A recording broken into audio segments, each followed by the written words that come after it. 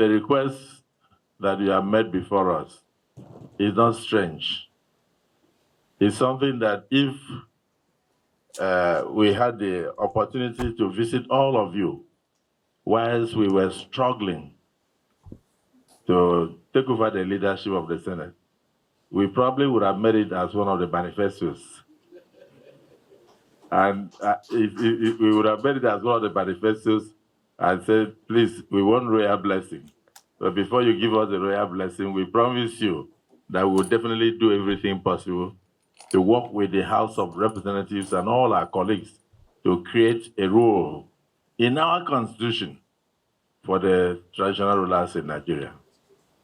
So we urge you to please look into this aspect of our role in the national Nigerian constitution, include the traditional institution, give us roles